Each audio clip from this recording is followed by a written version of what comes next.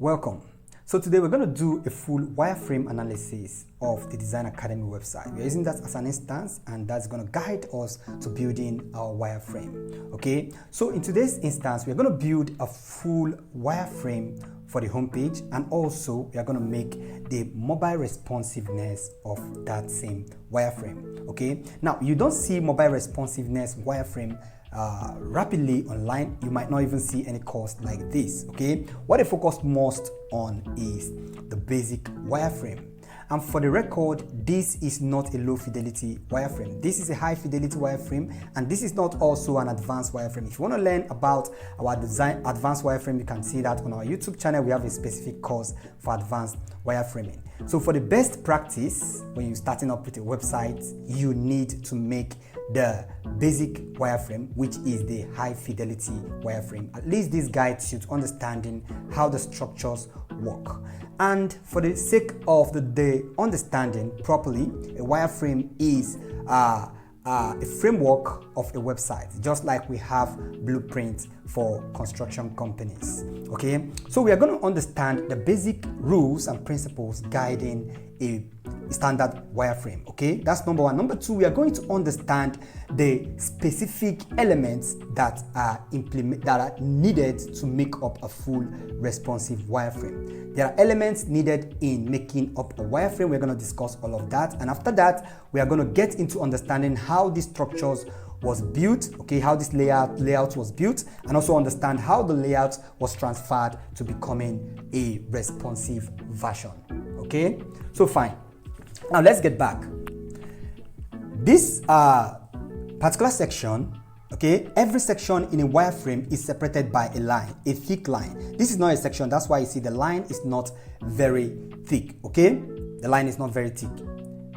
So we have a thick line separating each section in a wireframe, and this still same apply or applicable in a main website. We have the separation either by colors. A section might be a different color and the next section might be a different color. When we come into that in our design, we will talk about that further. So this is a different section. This is the header, it's called the header, and this is the hero section, which is the next after the header, which portrays or introduces the website by descriptions or objectives. And this, most websites, they could have a hero section image. Some don't have it in the right corner, some have it in the left corner, and so on. We are going to talk about that when we come about design in proper. We are just using a basic hero section to analyze these two. Coming to the next section, we have this kind of features, or we can also make these the services. Okay, and this is the heading introduction, but let's not just get into analyzing all of this. Let's start off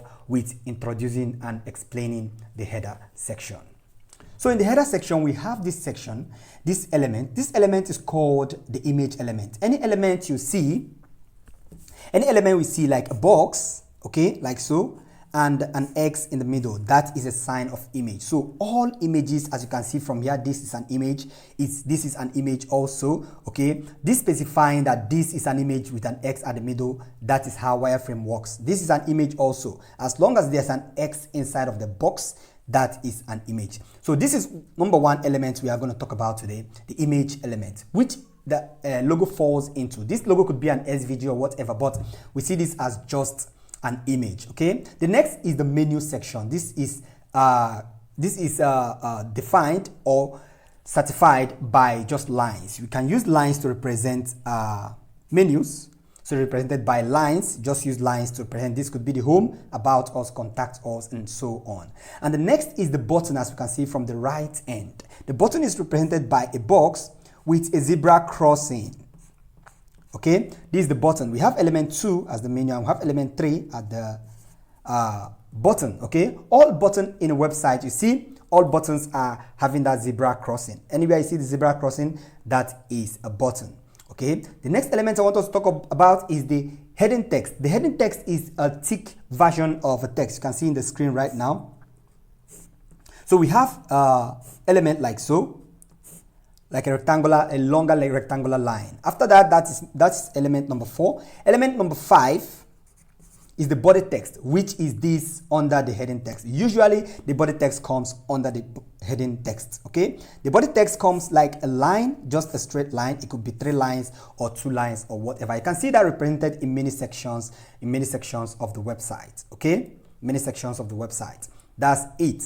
Okay, so the next element I want to talk about is the form element. The form element is, for instance, where you want to fill name, about us, you want to fill in form. The form is rendered by a box and a line inside it, which is a text that is going to be inside of that. Next element is number 6 element. Next element, which is number 7 element, is the icon element, represented by just a circle. Okay, this is rendered by just a circle. That's an icon element. You can find the icon elements here and here, and you can also create icon element. That is just how it flows. So these are the basic elements you need to understand before you start building a website. One is the image element, 2 the menu element or list element, the third one is the button element, the fourth one is the heading text element, the fifth one is the body text element, the sixth one is the form element, and the seventh one is the icon element. These elements are basic elements to build a full website. Now let's analyze this as quick as possible. As we have the header section, since we have understand all elements necessary in building a website or making up our wireframe. In the first section, we have the logo at the top left, and we have the menu elements by the right side, and we have the button at the right side too. Coming to the next section, we have the heading text. We have the body text at the top, not the heading. This is the body text, and the heading text followed by it. In most cases, you can make that work like that. In cases you don't use body text under the heading text. Now we have the button following by it. Now we have the image by the right side. You see the image covering the full width, which means the image takes part on all of this area. Okay, we have a more condensed tutorial to explain how images are represented in different wireframe types, like the low fidelity, high fidelity, and the advanced wireframing. But for this, the image is just full width, as we have in the screen in our Design Academy website. The next section is the detail. This could be the services section. We have the heading text at the top, we have the body text followed by it, and we have the image section. This image section is protruding from the end of the section to the other end. Okay, if the image is just centered, you just center it. Make sure it doesn't touch the edge. But if the image is starting from the edge to the other edge, make sure it starts from the edge, and your wireframe ends the image element to the other edge. Now we have the other edge, which like a kind of services, list of services, 3 services as we have here, carrying the heading text at the top and the body text followed by it. I hope you understand that. Now we have the next section, which is the course section. Okay, this could be the product section of the course section.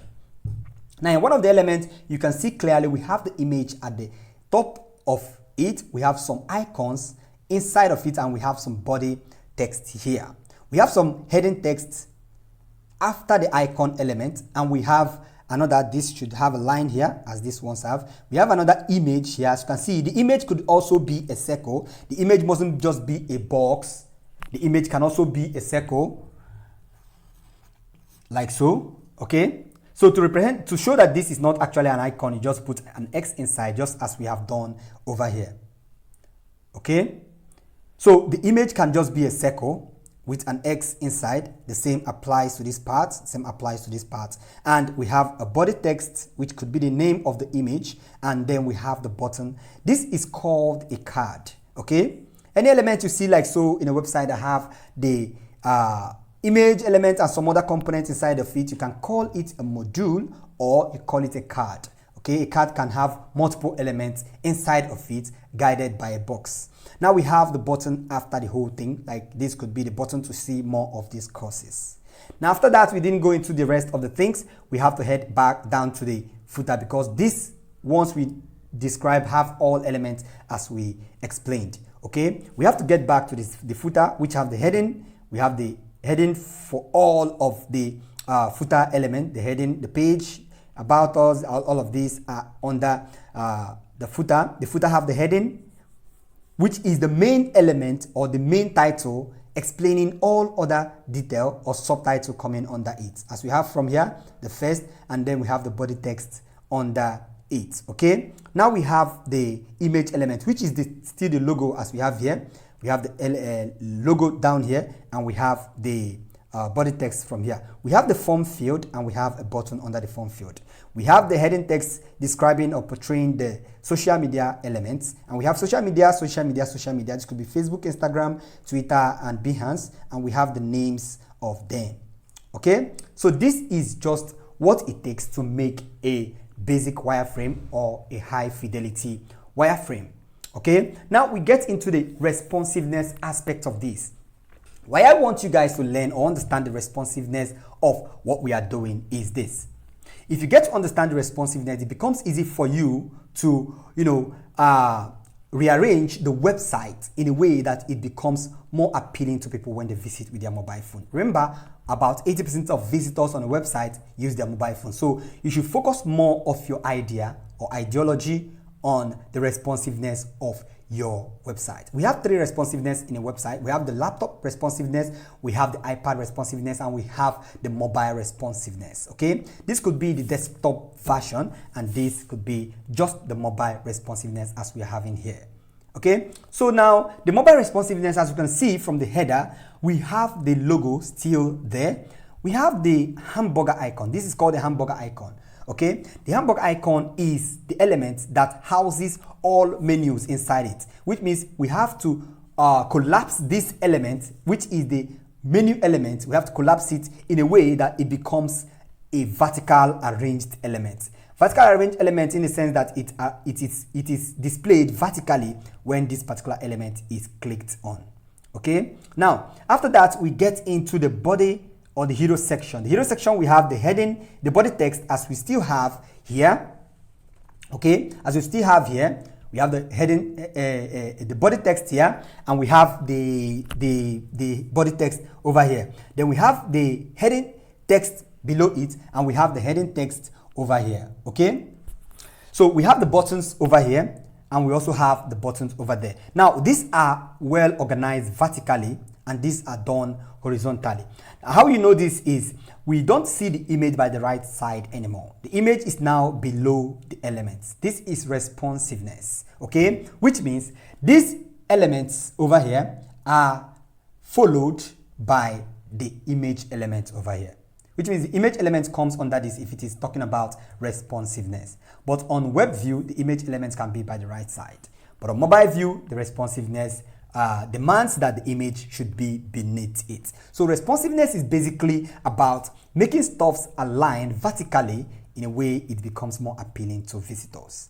Now we have the next element, which is the services element. We still have the heading text, the body text, and the image here next to it. And then we have these elements that are in three folds or in three elements per row here. Here we have it one element per row and it's stacked vertically, as you can see. Okay, so this is the responsiveness version. You can't put these elements side by side because these have text elements, and when it's side by side, visitors won't enjoy the text reading. They won't enjoy the content in the these elements because they will be compressed in a way that it will be too tiny and the words will be blown up everywhere, and you won't like that concept. So make your responsiveness like vertically on mobile.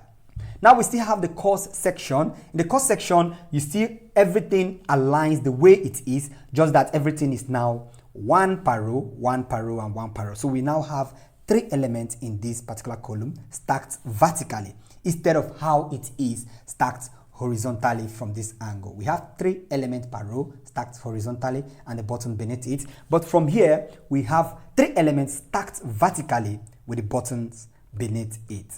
Okay, so that's the last part. After that, we get to the footer, and the footer we have these same elements that are three. The sitemap elements, which is the page, about us, and all of these elements are stacked three in a row because they can contain, these are one words.